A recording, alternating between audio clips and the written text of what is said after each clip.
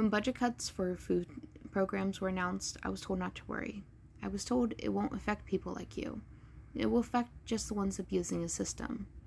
You won't have to worry about it if you're an American citizen.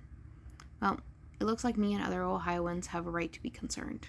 At my 3-year-old's WIC visit yesterday, I found out that the fruit and veggie benefit, for example, will be being cut. Again, even though they fought just last year to raise it to $26 and stay there because the price of produce had gone up since COVID. Now what we are getting is going down, and they don't know how much we'll receive. Meanwhile, the price of groceries hasn't changed. In fact, it's getting worse, especially when you look at fruits and vegetables. And those farmer market coupons that I raved about last year, they've been cut in half, from $30 to $15. The extra $15 helped me make rent last year.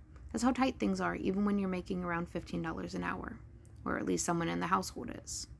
Meanwhile, Governor Mike DeWine says, Ohio's future is our children. But tell me this, Mike. How can that be true when you use the $600,000 of unclaimed public funds for the Cleveland Browns' new stadium to replace one that is not damaged and has not even been paid off yet?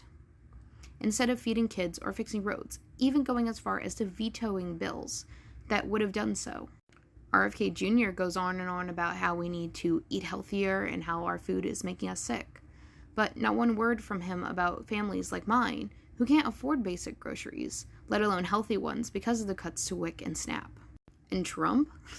He told us he loves the American people, but during his presidency, he's made historic cuts to food assistance and tried to kick millions off the program altogether.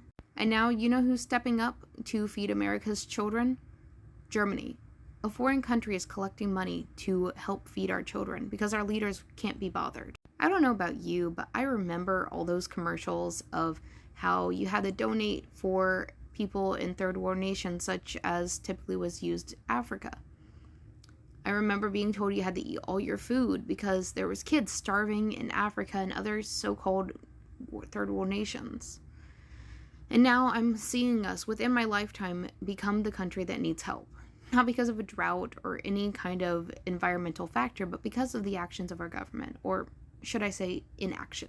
My son's 3. He has a speech delay. He needs healthy food to be supported in his growth. He does not need a $1 billion stadium. So no, I won't stay quiet. Not when our leaders are funding luxury, when our children are going hungry.